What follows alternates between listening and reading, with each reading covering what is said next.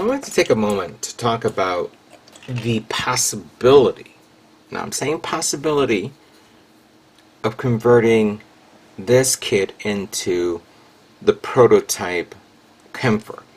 And to get a better understanding of what it looks like, here is what the Prototype Kampfer looks like. Hold on a second, I want to make sure my light doesn't bother you with this. There we go, be a lot easier that way. For starters, it is a different shoulder plate. It's much more open and broader, kind of like a hanging type shoulder part. Like instead of something that's more wrapped around, the actual shoulder part is more in an angle and kind of like a cowl-like setup. It does away with the thrusters, and it comes with basically the spikes and some verniers, but not the side thrusters that you see here. I'm using this as an example for this. So you have the right shoulder that has the spikes, the left shoulder that has the spikes, the right shoulder does not have it. The head is more wider in the back, kind of similar to that on the Zeku's Eins, maybe something similar to that. The V-fin is more pointier, or actually more a rounder curvature type setup, and it has skirt armor, which I can't tell whether it's skirt armor that's directly connected to the thigh, to this, or if it's actually connected to the waist itself. I have a feeling it is connected to the waist. The actual leg assembly is almost identical. There's nothing different about it. Excuse me. The thrusters on the side is a bit different though. It could be a little higher up, and the thrusters assembly can be it is exposing the thrusters out and not embedded in. The arm assembly is another thing. It is a different design feature, and it comes with a different type of thigh armor. Bicep armor. That's kind of not embedded, but similar to this. Yeah, everything else is, I think this is a different type of plate on the top. I don't know about the back. This site, which I pulled up the image, pretty much Gundam Wiki, shows what this kit looks like. And now, we are aware that G-Frames FA is coming out with a prototype Gundam, and I did mention this beforehand. This one is a little different. More detail. The skirt armor is it is directly connected to the waist, and it has it's a little bit more thinner in a way. The side skirt armor, which I'm assuming is connected to this, is a little different. The arms are a little different, as you could see there. This is more not round, but more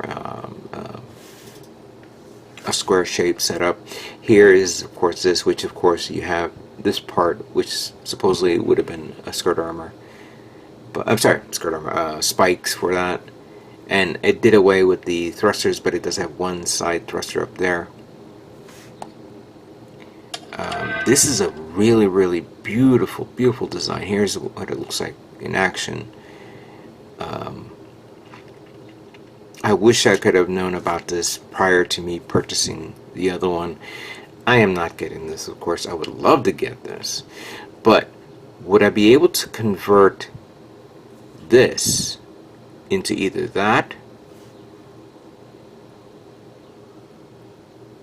or this?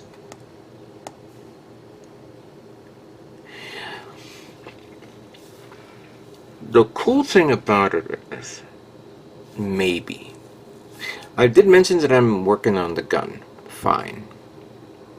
I don't know about the skirt armor. We'll figure that out. I would like to see another picture of what it looks like behind it. The shoulders is the one thing that can be done because it is basically a part that goes on top of the shoulders. So this can be completely replaceable with these two. And then I have to see if I can make my own different type of V-fin. I did mention before about an LED light setup, and if I'm going to do all that conversion and all that stuff, I don't think I can squeeze an LED light, so forget about that. But if I can try to make this, and now I'm looking at this color tone, I really like how dark it is. It's a nice, it's basically that cobalt color that I mentioned a moment ago.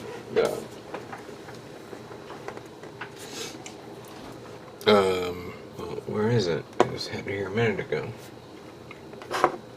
I put all the colors to the side just in case. It's here somewhere. But I may darken it up if I prime it black. Then this color may show that tone because it has that purplish blue tone to it. This is all subject to change. I'm going to continue building it, and I'm going to work on the custom part to see if it's possible. If it's possible. Don't hold it to me. Well, if there's one part of the kit that's also unique that I didn't want to overlook is, of course, the chain mines. And I knew it was a long chain of parts that you use to wrap around a mobile suit and explode it, like we all remembered in the anime. But I didn't realize how many parts there were, and that you not only need one but two of these wires. First off, I had to do a knot and stick it in there and then glue these two parts together, which are nice and strong. And I was thinking, alright, I guess I'm gonna have to paint each one of these, but I wanted to test them out because remember, if I did mention to make a custom casing to hold up the chain mine, and I don't know if that will work or not. So I don't want to actually put this on and then later on I have a hard time removing it. Let me see what happens if I put one of them in.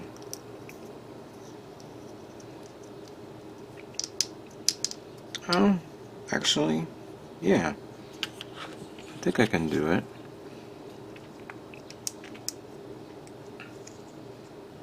Because clearly once I put this on after it's painted, then I don't have to worry about taking it off again. Some of them you feel a little tight, others you do not. But I should also mention something else, and I think the idea is not going to work. If I remember correctly, I saw the image. I should put it up on my computer so I could see it on my side. There's 12, I believe, right? 1, 2, 3, 4, 5, 6, 7, 8, 9, 10, 11, 12. Yes, 12. So that means you have to sandwich 2 sets of 6. So I'm just going to do 6 of these. And then I'm going to sandwich them together.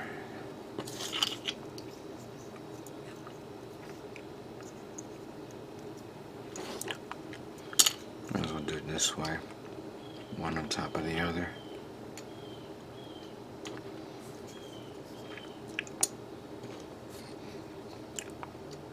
There we go. And then I'm just going to grab it like that.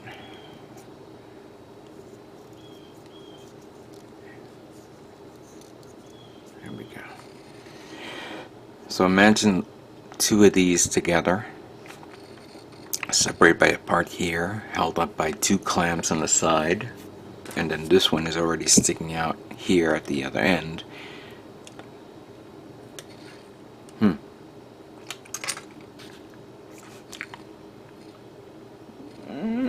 Yeah, I think I can do it. I think I can. I think I'm. So I guess let me put them all together because I'm gonna have to.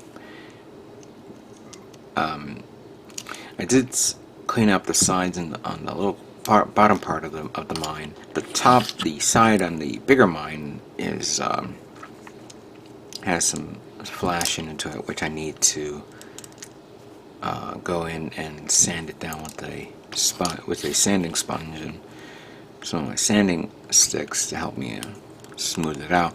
This one may be a bit of a trouble because of these here, the actual the metallic clamps. And I gotta remember that. Yeah, I think this is the last. This is the last piece. Let me see here. Oh no, yeah, this will be at the far end.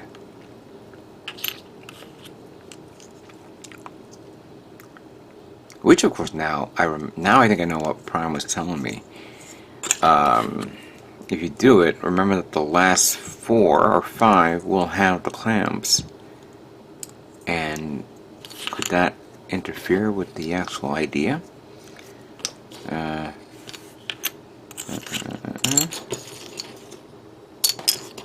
here it is. Playing the shell game. So I guess if I do this in the bottom, that,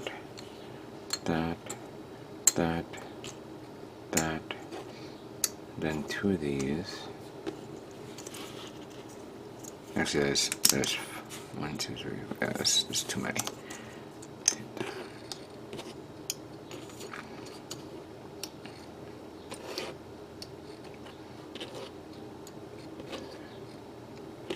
And even though this idea will, ooh, yeah, there's a little too much here.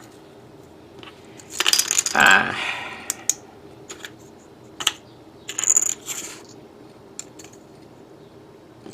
try to do this all, grabbing it like that. Ooh, nice catch. I think it's not gonna work. Because now I just realized, let me see, 3 and 3 is 6, 3 and 3 and 1 is 7. So there are 13 of these. You know what? I'm not gonna do it. I mean, yes, I'm gonna build these, yes, but I'm not gonna make that base that I just mentioned before. It's a nice idea, novel idea, but I would have to omit 1, and I don't want to do that. So we're gonna do the full 13, paint it, detail it up, and that's it. All right. Let me continue on with the build of this kit.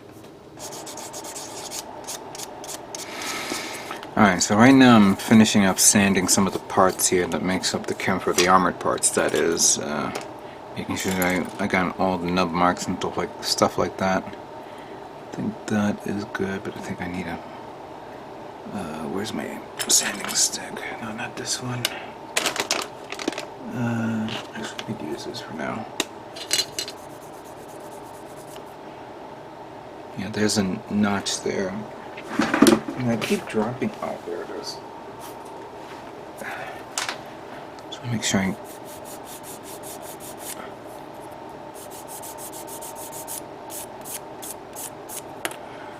Get it nicely done.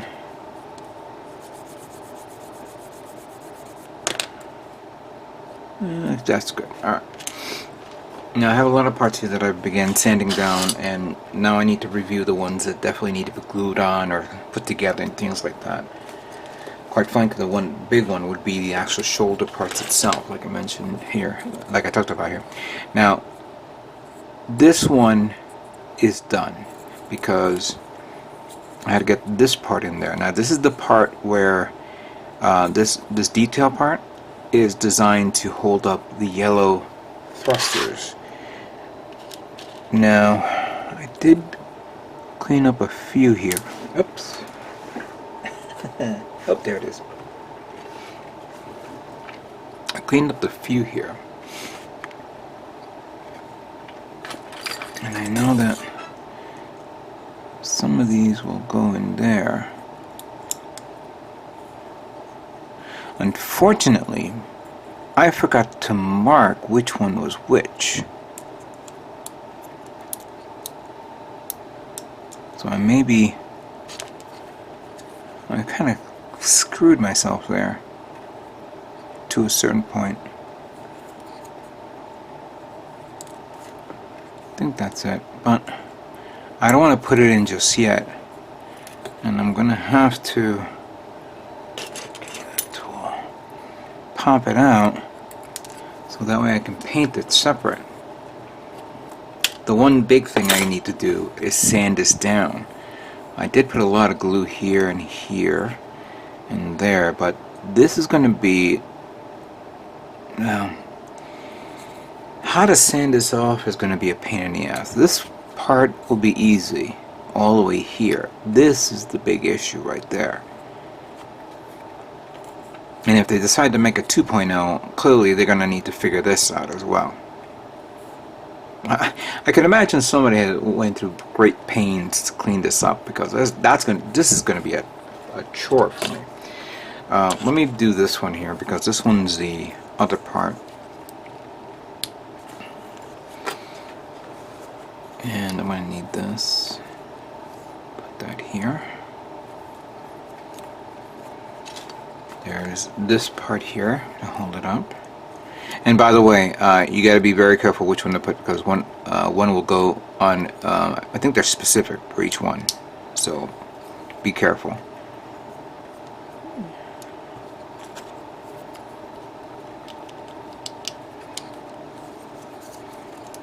There we go. Now he's gonna.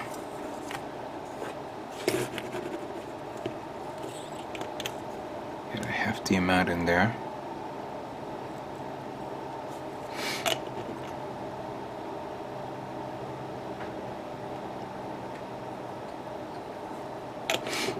Don't have to worry about the front part.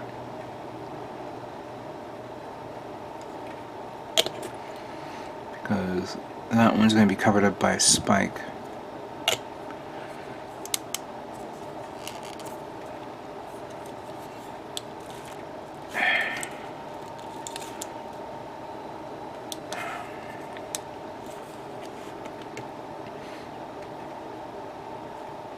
Oh, be careful.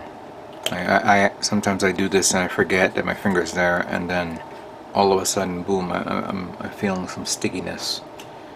I don't have an alligator clip around here. Where's my... Oh, God damn. All my tools are not around here. Oh, there it is.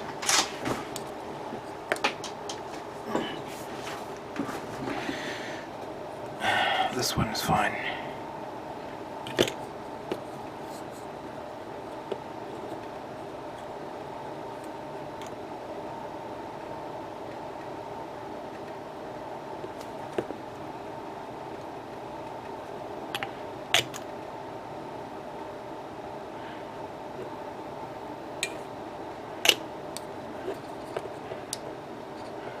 Apply as much pressure as you can, so that way it bleeds in, and then that way you can sand it off later on.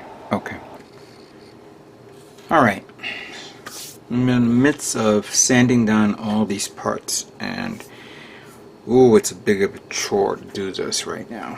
Getting it all right. First of all, like I did show you that I glued this. I haven't sanded this down yet, but I did sand this down. And this was a pain in the you-know-what. I am noticing some scarring there. Let me zoom in so you guys can see this. I'm going to use a small, finer grip. This is a 1000 right here. Okay. You see the little notch there in the reflection.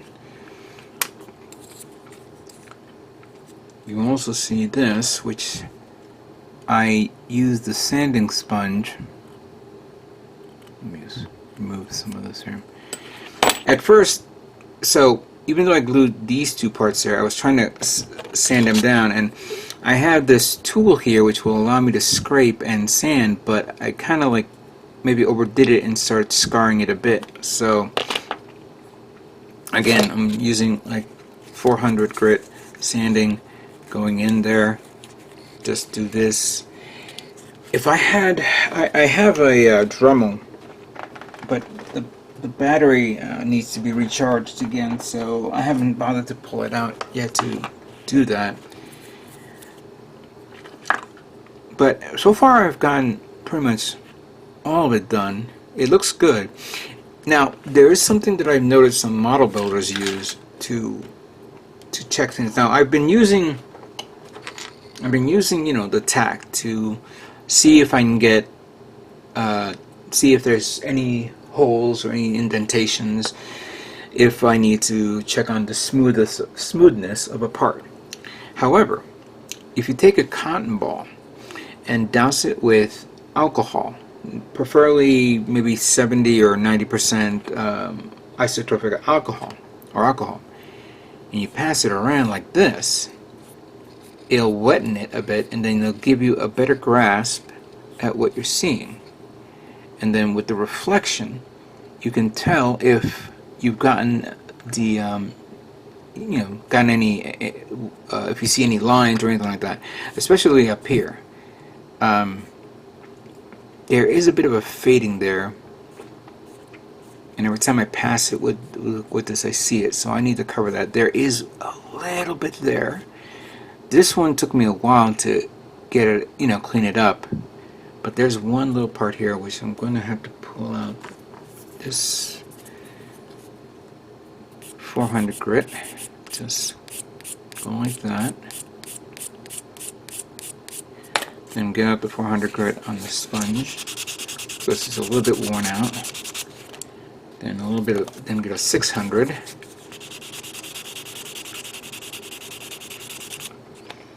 And then finish up with 1000.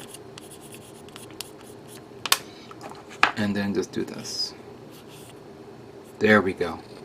The notch is gone. Perfect. I just got to do the same thing with this guy as well, but we'll get to it in a moment. I began also drilling some holes. These guys right here. Let me just put these two together. And I've already drilled the holes here. Now, I have this, the mesh, and my intention was to put the mesh in there. However, I've came under the conclusion that that's not a good idea, and here's the reasons why. I did the same thing for this one. I had a mesh here which I just cut up and prepared, and it must have fallen on the ground.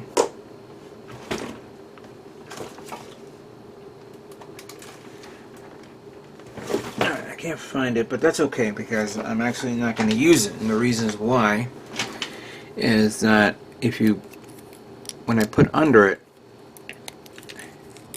you can barely see it. It's not noticeable unless you really look at it. Furthermore, the openings of the mesh is a little too big. Almost, I feel like I'm putting a strainer through it. If the mesh was a much more smaller diameter hole, maybe it'll be a good idea. So I'm not going to do that. So I actually cut these for nothing, or maybe not. I do have these metal parts, which I can put them under that. All I need to do is super glue them, and they will not interfere with the actual assembly of the arm, of the shoulder, all that stuff. So that's good. I have some parts that I need to now sand off, like this one that needs to be sanded off. I'm almost done with that. I got all the blue parts here in the tray. Some of the smaller parts I need to get the reversible tape, put them on a cardboard and set them up. But for now, I gotta start getting these parts sanded down, and then hopefully we'll begin with the painting phase of this. So give me some time to take care of that, and we'll move on.